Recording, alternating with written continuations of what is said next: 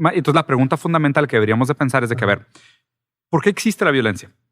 O sea, la violencia es algo necesario para el funcionamiento social del humano. Es algo que existe bajo cualquier condición, bajo cualquier tema de estrés. El ser humano tiende a la violencia. Y ahí, pues históricamente lo que se sabe es que la plática es una resistencia contra la violencia. O sea, se dice que la civilización se fundó cuando una persona por primera vez resolvió un problema usando un insulto en lugar de un golpe.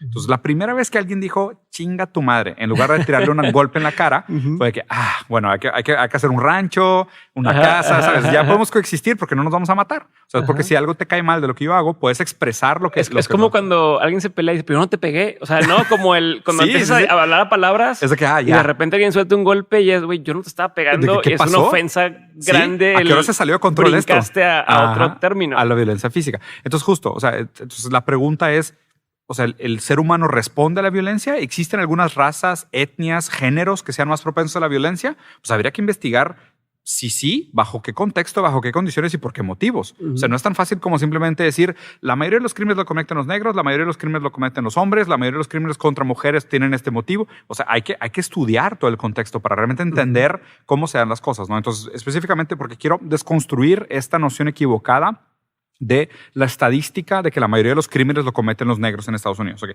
¿Pero por qué? ¿No? Entonces te vas a dar cuenta de que qué tipos de crímenes son. Son petty crimes, pequeños robos, tráfico de drogas estupefacientes de bajo riesgo. Son cosas que hacen para subsistir. Sí. Okay. Vamos a ponerlo así.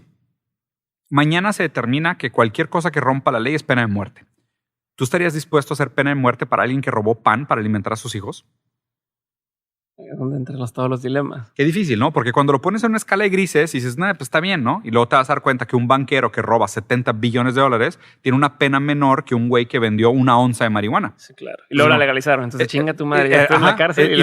Y tú, güey, probablemente hiciste muchísimo más daño sistemático y a mí me castigaste de una manera desproporcional. Entonces, qué raro que tengamos esa noción sobre lo que es crimen, sobre lo que es justicia, ¿no? Y obviamente, lo que pasa es que mucho de la sociedad hoy está estructurada por la protección de la propiedad privada. O sea, hay un sesgo enorme sobre la validez de la propiedad privada. Sobre de que, oye, por ejemplo, las manifestaciones feministas en México. ¿Okay? Qué extraño que alguien pueda perder a su hija y tenga que aceptarlo y decir, bueno, pues es que estamos buscando justicia, a lo mejor no hemos encontrado al criminal ni nada, ni te hemos resuelto tu caso, pero tienes que aceptarlo y tienes que comportarte civilmente. Pero si sales a la calle a hacer una manifestación, rompes un vidrio, te meto a la cárcel.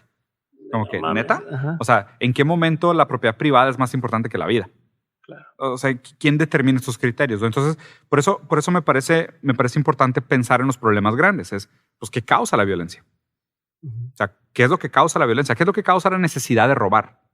¿Qué es lo que causa la necesidad de matar? ¿Qué es lo que causa la necesidad de drogarse? O sea, ¿es algo que está intrínsecamente en el comportamiento humano que se daría a priori bajo cualquier situación? Sí. ¿O hay una serie de factores externos que lo provocan y lo aceleran? Y cuando te pones a estudiar eso, te das cuenta de que sí, o sea, los problemas son sistemáticos, materiales y son condicionantes del comportamiento humano. Entonces, yo por eso constantemente hablo de este tema. No existe una naturaleza humana a priori. La naturaleza humana depende de las condiciones materiales. Sí. Un hombre creado por lobos es un lobo. O sea, es bien fácil ser a toda madre si eres millonario y no te falta nada. Pero es bien difícil ser a toda madre cuando todos los días tienes que decidir entre la vida y la muerte de tus hijos. Es cuando los millonarios te dicen de que no te preocupes por el dinero. ¿No? Que sí, como los consejos pues tú tienes un chingo, de que, pues, carnal, ¿cómo me dices eso? Exacto.